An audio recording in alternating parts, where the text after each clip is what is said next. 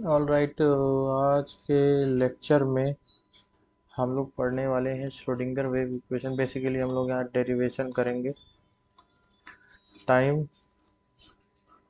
Dependent and independent wave equation का। तो इसको जानने से पहले हम लोगों को साई को जानना पड़ेगा।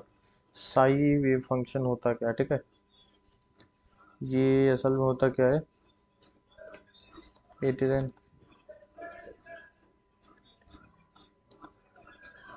Mathematical function which gives us information about quantum state of particle. For example, energy, momentum,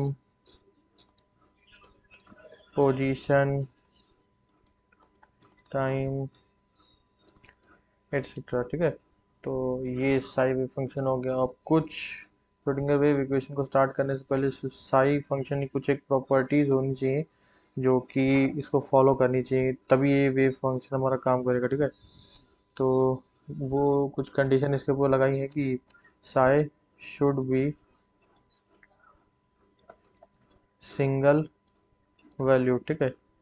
एक से ज़्यादा वैल्यूज इसकी नहीं होनी चाहिए, क्योंकि होगा क्या, एक पॉइंट पर अभी साई वन कुछ है, अगले ही पॉइंट पर साई वन कुछ हो जाएगा। तो ऐसा थोड़ी नहीं चलता है। मान लेते हैं एक बाउंड्री कंडीशन है, तो जस्ट बाउंड्री पर साई वन अगर कुछ पी है तो जस्ट बाउंड्री के बाद भी साई वन पी ही होना चाहिए, तभी तो यहाँ पर कंटिन्यूटी मेंटेन होगी, ठीक है। अगला है Sai should be finite. Finite होना चाहिए क्योंकि कुछ एक प्रोबेबिलिटी है ना। तो ये सब क्वांटिटी जो होंगी कुछ फाइनाइट ही होंगी।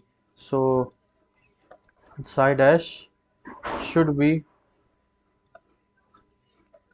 कॉन्टिन्यूअस एंड डेरिवेबल ऑल्सो, ठीक है। And product of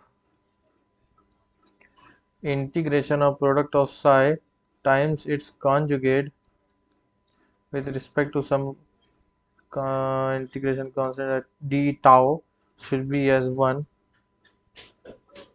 If not, we will normalize this as, एक नॉर्मलाइजेशन की कंडीशन होती है। मान लीजिए इंटीग्रेशन माइनस इन्फिनिटी से इन्फिनिटी है, Sai time Sai conjugate D tau.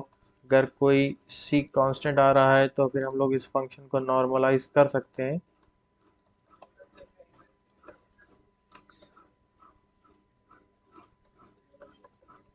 ताकि ये वैल्यू इसमें आ जाए, ठीक है। तो इसे नॉर्मलाइजेशन कहते हैं। तो अब बेसिकली अब हम लोग डेरिवेशन पार्ट पे स्टार्ट करते हैं, ठीक है। बेसिक इतना ही जानना था कि वेव फंक्शन क्या होता है, कैसे क्या काम करता है। अब यहाँ पे स्टार्ट करते हैं। एक वेव फंक्शन है कॉम्प्लेक्स फॉर्म, कोई एक वेव है मान लेते हैं साई, उसको हम लोग एक एक्सप्रेस करते हैं e⁻ आयोटा के एक्स माइनस ओमेगा टी से। किसी भी वेव को हम लोग उसका कॉम्प्लेक्स फॉर्म, ठीक है, किसी वेव का complex form of a wave, ठीक है। किसी वेव का एक कॉम्प्लेक्स फॉर्म ने एक्सप्रेस कर दिया है। अब होगा क्या कि हम लोगों को के और ओमेगा एलिमिनेट करना है, ठीक है। तो हम लोग जानते हैं कि एच के ओमेगा को एलिमिनेट करके हमें एनर्जी और मोमेंटम लेके आना है, ठीक है। तो हम लोग ये जानते हैं कि lambda equal to H by P, या फिर पी लिख देते हैं, P equal to H by lambda, और H upon 2 pi by K होता है। Lambda equal to 2 pi by K होता है, वेव नंबर होता है के। तो यहाँ पर आ जाएगा P equal to H upon 2 pi होता है एच क्रॉस, तो यहाँ से आ जाएगा एच क्रॉस के, ठीक है। ये तो के की वैल्यू हमारे पास आ जाएगी पी अपॉन एच क्रॉस, ये स्क्वायर कहाँ से आ गया, पी अपॉन एच क्रॉस, ये पहली चीज़ आ गई। अब एनर्जी निकालने के लिए हम लोग ये जानते हैं कि एच न्यू होता है और ओमेगा होता है 2 पाई न्यू होता है, तो न्यू हो जाएगा, यहाँ आ जाएगा H cross omega energy omega आएगा E/h ये दोनों वैल्यूज अगर इसमें हम लोग पुट कर दें, साई हो गया हमारे पास e/e⁻i wait a second i/h के से लाए थे हम लोग px - et। तो यहाँ पर अब हमारा काम का जो वेव फंक्शन है वो आ चुका है साई। अब यहीं से हम लोग गेम खेलेंगे, ठीक है। सबसे करते क्या है, del psi upon psi is a function of r comma t, x comma t कह देते हैं। तो del psi upon del x अभी डिफ्रेंशिएट करेंगे तो आ पाएगा a e⁻i upon h cross px - et times p into iota by h। तो इसको हम लोग लिख सकते हैं p iota by h into Sai.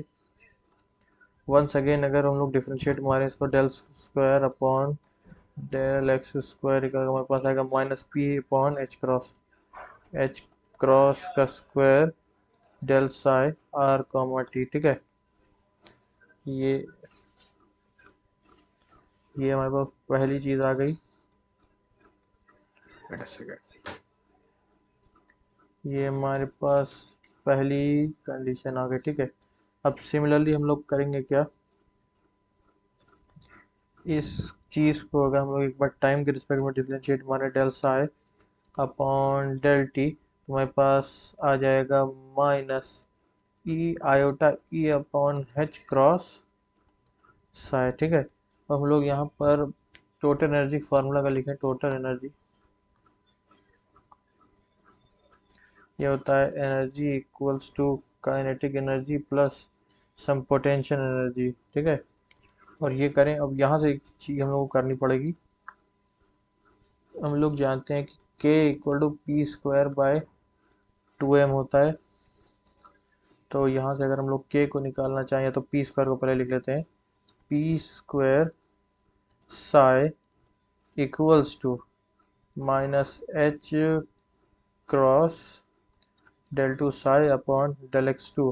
P ये हो जाएगा k upon k into 2m, तो यहाँ से आ जाएगा k psi equals to minus h cross square upon 2m del two psi upon del x to.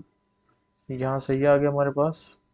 Similarly अगर यहाँ से हम लोग ई साई निकालना चाहें तो हमारे पास आएगा माइनस, यहाँ से प्लस कर देंगे इसको आयोटा को, तो iota h cross del psi upon del t. इन्हीं चीज़ों के हम करेंगे क्या, मल्टीप्लाई बोथ साइड साई। तो ई साई हमारे पास कितना आ जाएगा, k psi plus b psi. E psi कितना है, iota h cross del psi by del t function of r comma t equals to kinetic energy हम लोग कितनी लाए थे यहाँ पर, minus h cross square upon 2m del two psi r comma t upon del two x square plus b psi. तो ये हो गई हमारे पास श्रोडिंगर की टाइम डिपेंडेंट वेव इक्वेशन। अब हम लोग इंडिपेंडेंट के लिए क्या करेंगे, यहाँ इंडिपेंडेंट के लिए क्या करेंगे, ये है as a function of r comma t. अब यहाँ से हम लोग ये जानते हैं कि इसकी वैल्यू होती है ई साई, तो E into psi as r function of t equals to ये हो गया टाइम डिपेंडेंट, ठीक है। अब इंडिपेंडेंट के लिए हम लोग क्या करेंगे, minus h cross square upon 2m del two psi function of r comma t upon del x square plus b psi as a function of r comma t.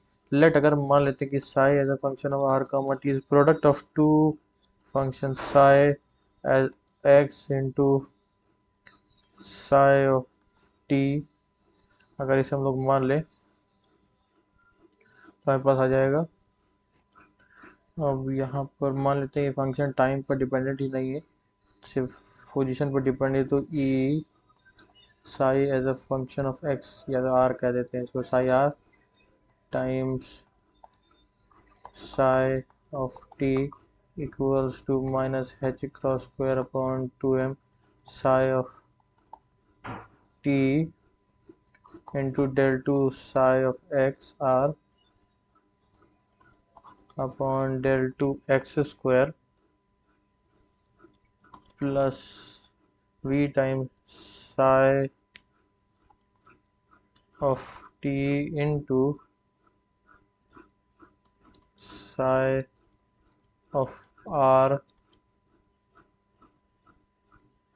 ठीक है, यहाँ से हमारे पास आ जाएगा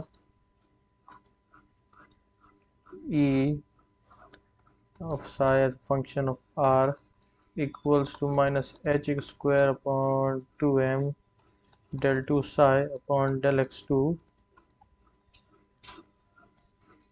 plus v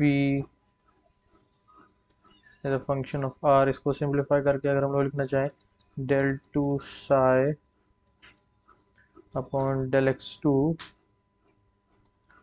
plus e minus v psi of r equals to 0। बेटा ये वाला हो गया, तो यहाँ से हमारे पास आ जाएगा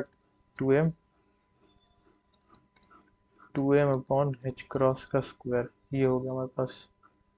तो हमारी time independent Schrodinger wave equation आई है ये, और time dependent Schrodinger wave equation आई है ये। ठीक है, जब टाइम डिपेंडेंट कहा जाएगा तो ये यूज़ करेंगे, और टाइम इंडिपेंडेंट कहा जाएगा जनरली टाइम इंडिपेंडेंट पे ही हमारा काम हो चल जाएगा एज अ बीटेक स्टैंडर्ड में। ठीक है, तो आज के लेक्चर में इतना ही। Thank you.